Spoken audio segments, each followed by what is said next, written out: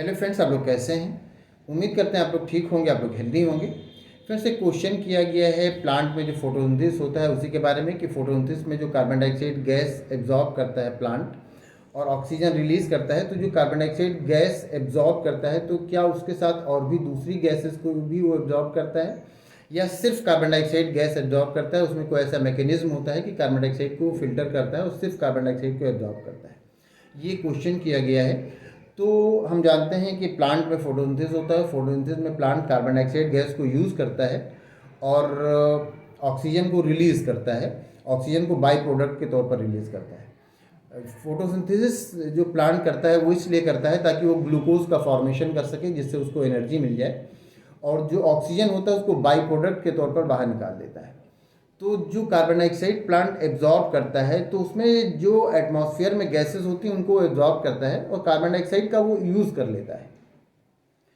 और फिर उसके बाद क्या होता है, वो ऑक्सीजन को रिलीज़ करता है। तो ये जो एब्जॉर्प्शन होता है कार्बन डाइऑक्साइड का, उसमें ऐसा नहीं कि सिर्फ कार्बन डाइऑक्साइड को एब्जॉर्ब करता है, वो एटमॉस्फेयर की गैस को एब्जॉर्ब करता है और उसमें वो कार्बन डाइऑक्साइड को यूज़ करता है। उसके साथ साथ उसमें ऑक्सीजन भी जाता है, नाइट्रोजन भी जाता है, लेकिन वो कार्बन डाइऑक्साइड को यूज़ करता है। और जब वो रिलीज़ करता है तो फिर वो जब उसमें ग्लूकोज का फॉर्मेशन होता है जिससे उसको एनर्जी मिलती है, और फिर उसके बाद ऑक्सीजन वो रिलीज़ करता है। तो ऐसा नहीं है कि जो रेस्पिरेशन में जो फोटोसिंथेसिस में वो कार्बन डाइऑक्साइड यूज़ करता है तो सिर्फ कार्बन डाइऑक्साइड ही का एब्जॉर्प्शन वो करता है, ऐसा नहीं होता। आप ह्यूमन के केस में देखेंगे, हम लोग जब रेस्पिरेशन में सांस लेते हैं तो हम लोग ऑक्सीजन को लेते हैं और कार्बन डाइऑक्साइड को रिलीज़ करते हैं। तो ह्यूमन में भी ऐसा नहीं होता कि हम ऑक्सीजन ही सिर्फ एब्जॉर्ब कर रहे होते हैं, हम उसके साथ नाइट्रोजन भी एब्जॉर्ब कर रहे होते हैं और कार्बन डाइऑक्साइड भी एब्जॉर्ब कर रहे होते हैं। एटमॉस्फेयर में जो गैसेज होती हैं उसको हम एब्जॉर्ब करते हैं। हम जब रेस्पिरेशन करते हैं तो उसमें हम ऑक्सीजन को यूज़ करते हैं और फिर हम इसका जो रिज़ल्ट होता है कि हम कार्बन डाइऑक्साइड को बाहर निकालते हैं। तो उसमें भी जब कार्बन डाइऑक्साइड हम बाहर निकाल रहे होते हैं तो उसमें भी सिर्फ कार्बन डाइऑक्साइड ही नहीं होता, उसके साथ तो ऑक्सीजन भी थोड़ा बहुत निकलता है। तो ये जो एब्जॉर्प्शन है और ये जो रिलीज़ करना है, चाहे आप ह्यूमन में या एनिमल्स में देखें कि ऑक्सीजन का एब्जॉर्ब करना और कार्बन डाइऑक्साइड का निकालना, तो ऑक्सीजन का एब्जॉर्ब करने का मतलब ये नहीं है कि सिर्फ हम प्योर ऑक्सीजन ही एब्जॉर्ब कर रहे हैं, उसके साथ कोई दूसरी गैस नहीं जा रही है।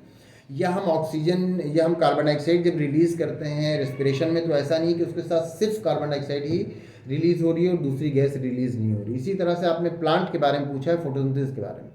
तो प्लांट में फोटोसिंथेसिस के लिए जो कार्बन डाइऑक्साइड लेता है तो ऐसा नहीं कि उसमें सिर्फ कार्बन डाइऑक्साइड होता है। हाँ, कार्बन डाइऑक्साइड का वो यूज़ कर लेता है, बाकी गैसेस बिना रिएक्शन के वो बाहर निकल आती हैं।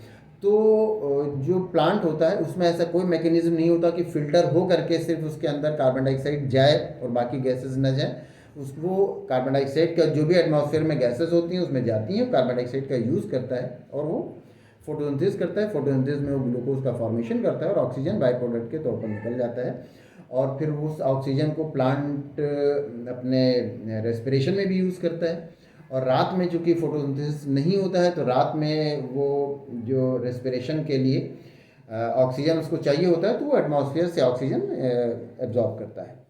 तो उम्मीद करते हैं आपको आपके क्वेश्चन का आंसर मिल गया होगा, और इससे रिलेटेड कई सारे क्वेश्चंस हैं जिनके आंसर आपको हमारे चैनल पर मिल जाएंगे, तो आप उन वीडियोस को सर्च कर सकते हैं। या आपको अगर इसमें कोई कन्फ्यूज़न है या किसी तरह का कोई क्वेश्चन है तो आप पूछ सकते हैं।